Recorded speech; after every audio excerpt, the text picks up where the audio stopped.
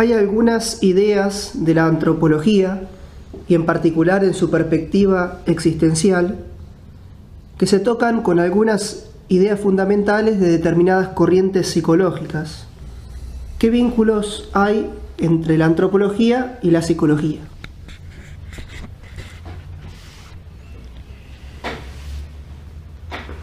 Empecemos por aclarar que el término psicología, en un uso clásico, podría considerarse inclusive sinónimo de antropología, porque el término psique, si hace referencia al alma del hombre, podría ser, como principio formal del vivir humano, podría ser un nombre para el mismo objeto de la antropología. La psicología de la que estamos hablando, entiendo en la pregunta, es la psicología como una disciplina o ciencia particular de orden experimental y que se ocupa de los fenómenos del psiquismo humano, en la medida en que estos son investigables experimentalmente. En este sentido, la psicología tiene un vínculo necesario con la antropología filosófica. Yo diría que el respeto de ese vínculo sería sano tanto para la filosofía como para la psicología. Hay un vínculo esencial en cuanto que coinciden de nuevo en el objeto material. El objeto material es aquí el hombre. La psicología experimental trata de fenómenos propios del hombre.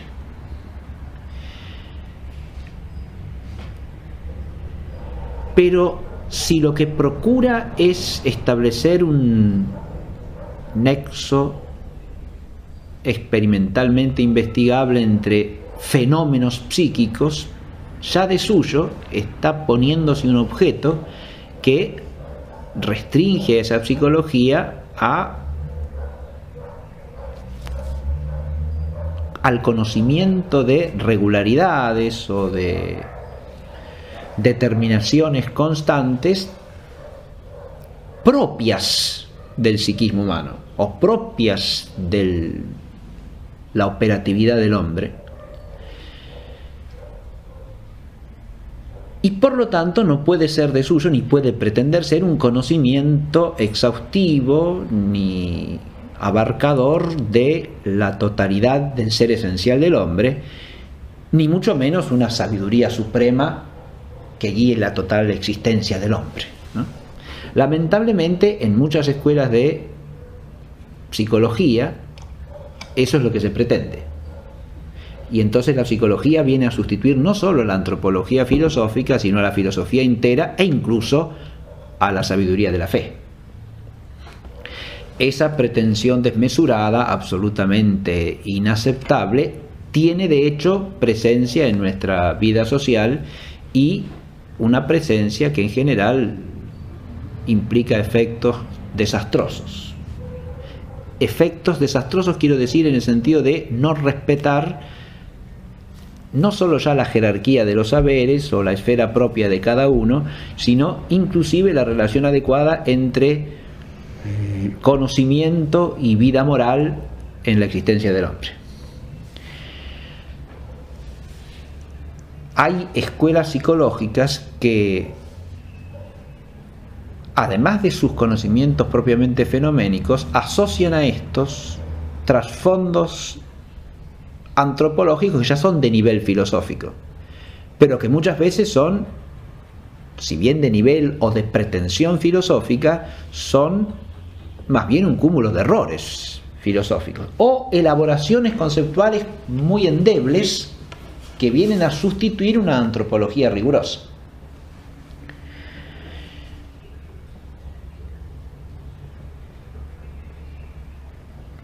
Baste pensar, por ejemplo, en el caso del psicoanálisis freudiano, que más allá del estudio o de la investigación empírica de ciertos fenómenos del psiquismo humano, que uno puede considerar como cierto conocimiento o saber empírico, supongamos fenómenos de proyección o de transferencia, ese tipo de fenómenos de la mente humana o del psiquismo humano, asocia una pseudoantropología de base, que es una concepción materialista, biologista e irracionalista de la naturaleza humana. Acá la antropología filosófica tiene que guardar con esa psicología experimental la relación que le corresponde. Es decir, la pretensión del conocimiento esencial del hombre no le corresponde a la psicología experimental, le corresponde a la filosofía, y en la medida que la psicología experimental usurpa esa función, está saliendo de su propio objeto formal. No está respetando ni sus límites ni su alcance. Es necesario para una relación saludable entre la filosofía del hombre y las corrientes psicológicas o la psicología como ciencia particular, que cada una de estas disciplinas asuma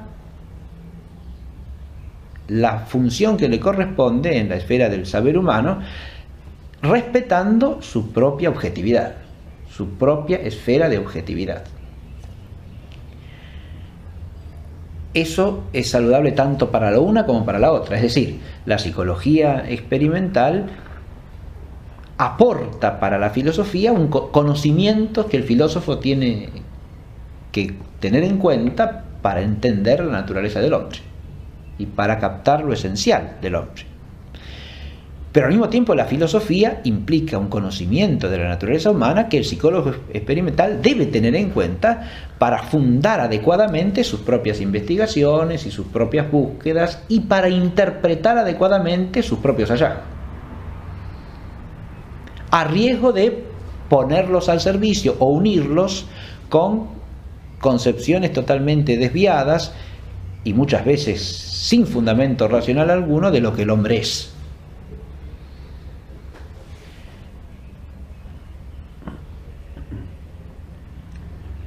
En la pregunta también se alude a temáticas que pueden darse en un caso o en otro, o elaboraciones conceptuales de temas que pueden estar presentes en una disciplina o en la otra.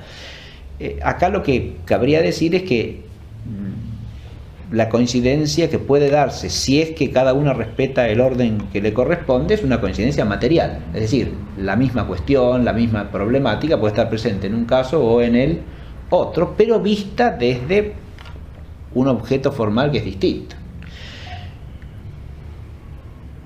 La psicología experimental puede describir y decir cómo se produce, supongamos, los fenómenos que dije hace un rato de proyección o de transferencia, o ciertos problemas de memoria, pongamos por caso, cómo se dan bloqueos de memoria a veces por ciertos conflictos de un tipo o de otro. Muy bien.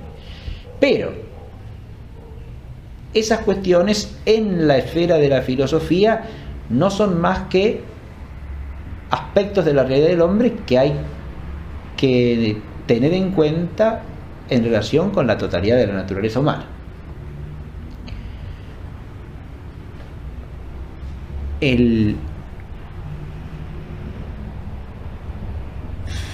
Supongamos que nosotros hablamos de fenómenos de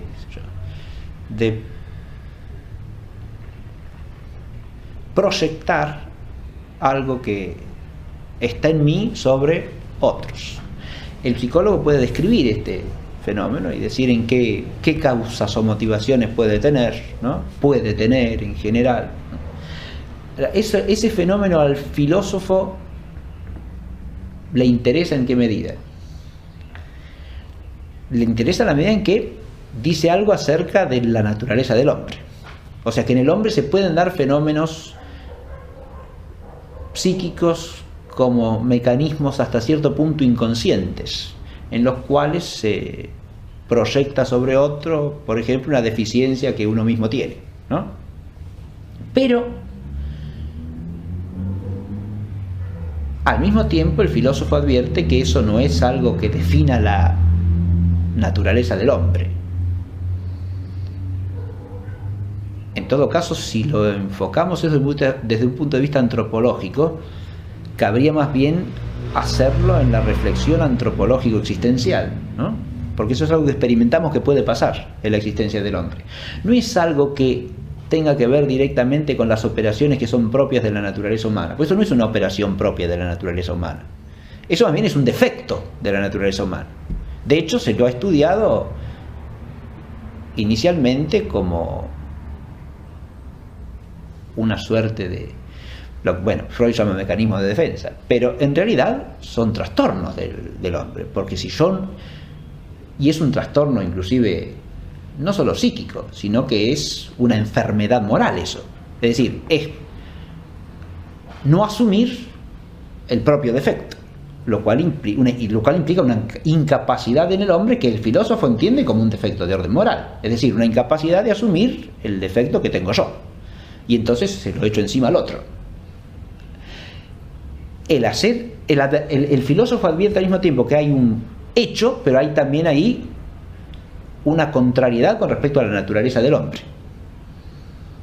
Si el psicólogo esto no lo advierte es porque su antropología no le permite advertirlo, nada más, pero no porque la psicología diga otra cosa.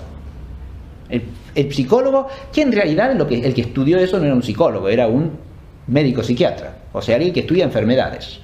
Empecemos por ahí. Y lo que está detectando ahí es una cierta enfermedad, no propiamente psíquica, aunque el desorden del psiquismo estaría en que se torna inconsciente algo que de suyo es perfectamente posible que sea consciente,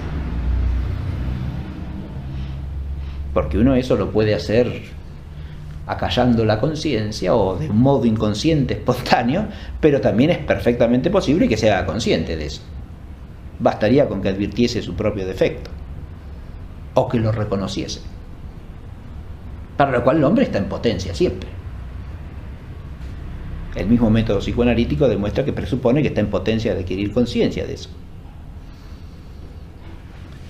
Y si está en potencia de adquirir conciencia, el hecho de que lo haya hecho inconscientemente es una enfermedad, es decir, es una privación, es la falta de algo que debiera estar presente, en virtud de la naturaleza humana, que es una naturaleza racional, no irracional, en virtud del psiquismo humano, que es un psiquismo primariamente consciente, no inconsciente primariamente. Ahí es donde la cuestión se torna filosófica, porque tiene que ver con la esencia del hombre y no con lo que investiga como fenómeno particular la psicología experimental. Me he detenido en un ejemplo cualquiera para mostrar que la consideración filosófica y la psicológica en realidad hay que unirlas, no suprimiendo ni la una ni la otra. La unidad no puede consistir jamás en una especie de fusión acrítica de una conceptualidad que al mismo tiempo pretende ser filosófica, psicológica y quién sabe a veces al mismo tiempo teológica, como si todo fuese una gran confusión, ¿no? Porque al psicólogo no le compete hacer, en cuanto psicólogo, ni filosofía ni teología. Y si el que hace una cosa se quiere mover en los tres planos, o en los dos planos si hablamos de lo psicológico y de lo filosófico, tiene que manejarse rigurosamente según las nociones de una esfera y las de la otra, y no hacer una especie de filosofía por su cuenta o a la violeta para darle un carácter filosófico a su propia elaboración psicológico-experimental. Es lo mismo que pasaría con un físico un físico matemático que quisiera hacer al mismo tiempo ontología de la naturaleza, pero reduciéndola a lo matemático. Y entonces lo que haría sería una mezcla de cosas absolutamente acrítica y absolutamente inobjetiva. O sabe moverse en la abstracción físico-matemática y la abstracción metafísica al mismo tiempo, o permanece en una y no pretende decir nada de la otra, pero respetando los límites de objetividad formal de cada disciplina y de cada esfera de conocimiento. Cuando nosotros en la filosofía del hombre o en la antropología existencial, por ejemplo, nos hacemos cargo de un fenómeno como el de la proyección, lo podemos ubicar en una conceptualidad que lo ilumina en relación con la totalidad del ser del hombre, ¿no? Por ejemplo, la de la existencia inauténtica en el sentido heideggeriano. Un hombre que existe auténticamente no hace ese tipo de proyección.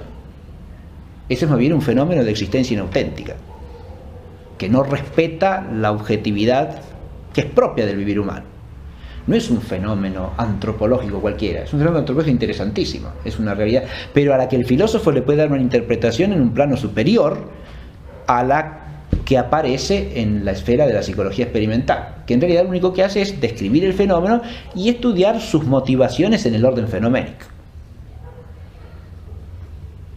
Acá lo importante me parece es que cada disciplina, en cuanto que se cultiva rigurosamente, respete el límite y el alcance que el objeto formal de la disciplina establece.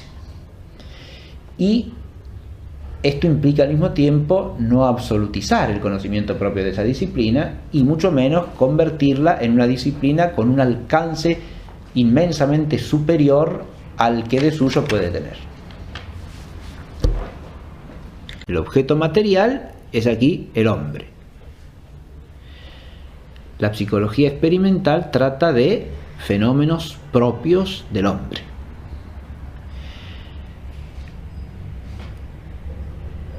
Pero si lo que procura es establecer un nexo experimentalmente investigable entre fenómenos psíquicos,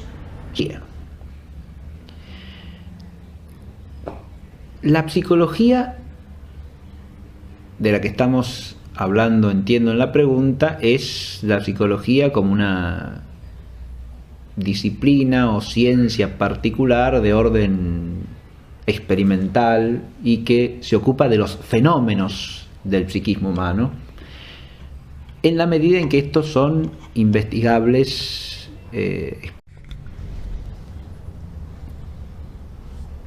Hay algunas ideas de la antropología, y en particular en su perspectiva existencial, que se tocan con algunas ideas fundamentales de determinadas corrientes psicológicas. ¿Qué vínculos hay entre la antropología y la psicología?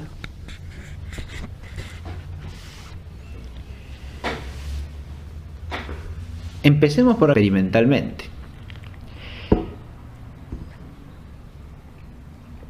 En este sentido, la psicología tiene un vínculo necesario con la antropología filosófica. Yo diría que el respeto de ese vínculo sería sano tanto para la filosofía como para la psicología. Hay un vínculo esencial en cuanto que coinciden de nuevo en el objeto material. Aclarar que el término psicología, en un uso clásico, podría considerarse inclusive sinónimo de antropología, porque el término psique, si hace referencia al alma del hombre, podría ser, como principio formal del vivir humano, podría ser un nombre para el mismo objeto de la antropología.